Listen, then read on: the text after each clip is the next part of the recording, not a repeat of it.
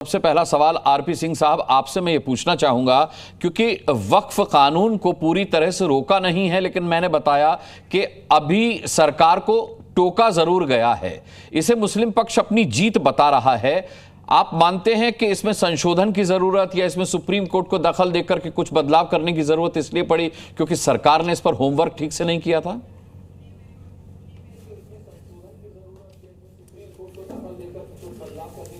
RP Singh साहब तक मेरी आवाज नहीं पहुंच रही है। यही सवाल विजय शंकर तिवारी आपसे मैं पूछना चाहूंगा।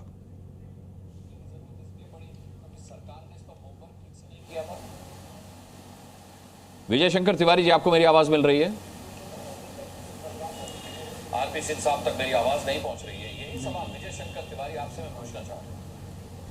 अभी नहीं, उनके पास तक भी आवाज नहीं पहुंच रही है। क्या इस तकनीकी खामी को दूर कराते हैं। फैज खान साहब, जिस तरीके से ये जश्न मन रहा है मुस्लिम पक्ष की तरफ से, और कहा गया, अभी मैं रिपोर्ट में देख भी रहा था और कई रिएक्शंस मिले हैं कि वक्फ बाय यूजर पर जीत हुई है सुप्रीम कोर्ट की तरफ से, क्या ऐसा है?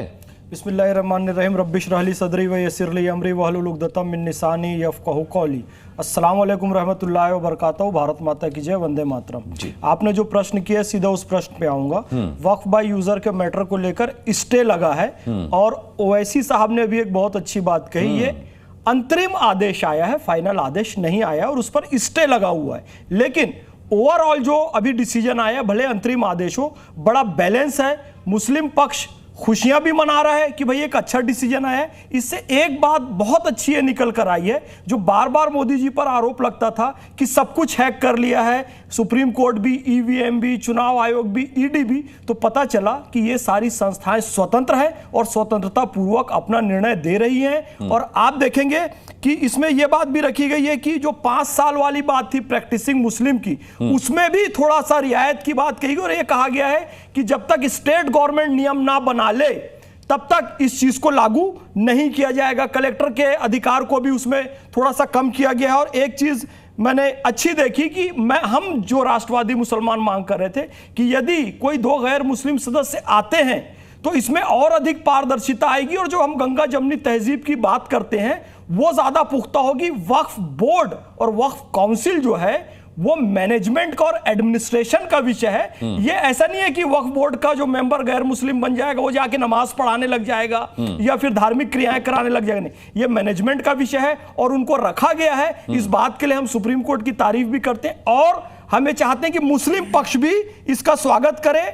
और एक अच्छी बात और कही गई कि भाई ये कोशिश करें कि वक्फ बोर्ड का जो सीईओ हो वो मुस्लिम हो, इस बात का प्रयास किया जाना चाहिए, पर गैर मुस्लिम भी हो तो कोई आपत्ति नहीं है। इस तरीके से बहुत बैलेंस ये डिसीजन आया और डिसीजन का हम स्वागत करते हैं। भारत में लोकतंत्र सुरक्षित था, लोकतंत्र सुरक्षित है, लोकतंत्र सुरक्षित रहेगा और हम भी इस बात की मांग करते हैं कि अब सुप्रीम कोर्ट अविलंब इस पर फाइनल डिसीजन दे दे और ये कानून बन जाए। ठीक है, तारिक खान साहब के कुछ भाव चेहरे के ऐसे हैं जैसे वो ये कहना चाह रहे हो कि ये फैज खान साहब क्या बोले जा रहे हैं, मुझे तो कुछ समझ में नहीं आ रहा। फैज खान साहब सुप्रीम कोर्ट के इस आदेश का, इस अंतरिम आदेश का स्वागत कर रहे हैं। तारिक खान साहब, आप भी स्वागत करते हैं क्या? जिस तरीके से फैज खान ने स्पष्ट किया है कि क्या कुछ कहा गया है, स्टे दिया है, वो जीत नहीं है। पूरी राइट विंगर लॉबी जब ये कानून बना तो कह रही थी इसके सारे प्राविधान सही हैं। अब आप समझिए बात को। अब कहने लगे नहीं बहुत अच्छी बात है, बहुत अच्छा जजमेंट दिया, तो ये बातें तो सरकार भी जानती थी।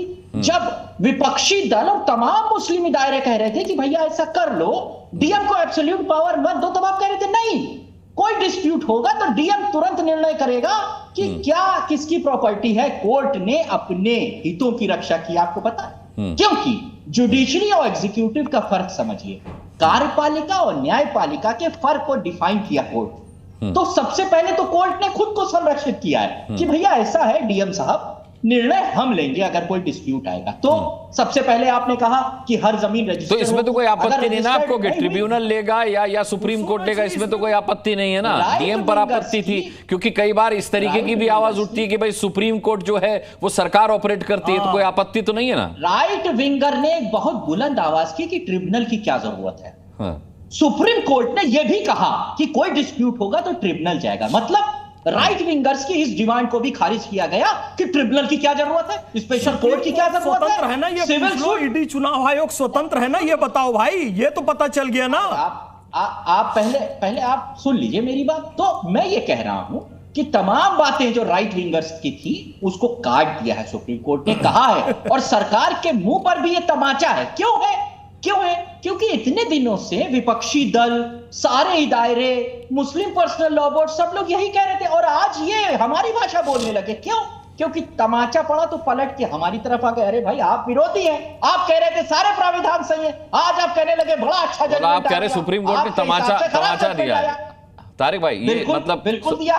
या तो सुप्रीम कोर्ट डीएम को एब्सोल्यूट पावर देती, नहीं दिया है तमाचा, नहीं दिया है तमाचा, यही सबसे बड़ा मामला था।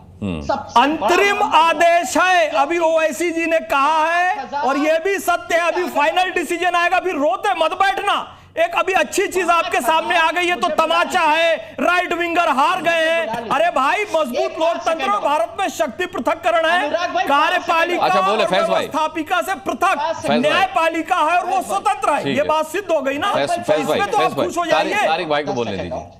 तारिक भाई, यूपी में 5000 से ज्यादा सरकार से डिस्प्यूट है वक्फ बोर्ड पे, सरकार को रिप्रेजेंट डीएम ही कर रहा है। देखिए यही बात कोर्ट ने संज्ञान ली कि डीएम अपने खिलाफ क्यों फैसला देगा, वो रिप्रेजेंट कर रहा है, इसलिए जो डिस्प्यूट होगा उसका निर्णय कोर्ट करेगा। बहुत अच्छी, यही तो लड़ाई थी असल, क्योंकि वक्फ का यूजर नहीं है तो डीएम के पास गया मामला, रजिस्टर्ड नहीं है तो डीएम के पास गया। अब डीएम के पास नहीं जाएगा, ट्रिब्यूनल में जाएगा, कोर्ट में जाएगा, जैसे पहले हो रहा था भाई। तो